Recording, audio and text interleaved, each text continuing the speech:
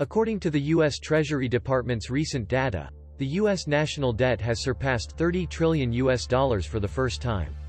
It is $7 trillion higher than last year's U.S. GDP, which was about $23 trillion. It is greater than the combined GDP of China, Japan and Germany, and is equivalent to 26 times the combined GDP of the world's 46 least developed countries. To divide it by the total U.S. population of 330 million, each American is burdened with over $90,000 of federal government debt.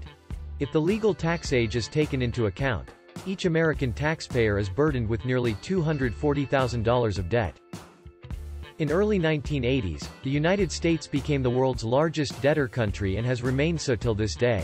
In recent years, its debt has been growing at an accelerated pace. In the 5 years from 2017 to the present, it increased by nearly $10 trillion. Now, in every 4 seconds, the U.S. federal government debt increased by nearly $100,000. Especially since the outbreak of the COVID-19 pandemic, in just 2 years, the debt has increased by nearly $7 trillion. If you stack up $1 bills of the same value as the debt, its height is equivalent to the length of a round trip from the Earth to the Moon. Not long ago, the U.S. national debt exceeded $30 trillion.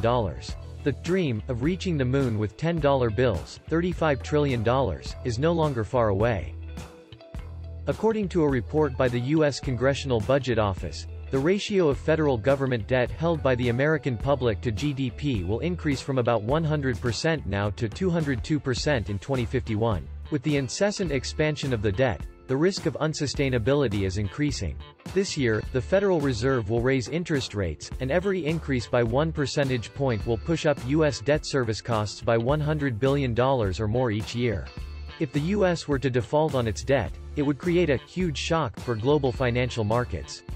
In 2011, concerns about debt defaults led to the first-ever sovereign credit downgrade in U.S. history, triggering dramatic volatility in capital markets. Unfortunately, U.S. politicians are not really concerned about the risks the huge debt poses to the U.S. and the world at large.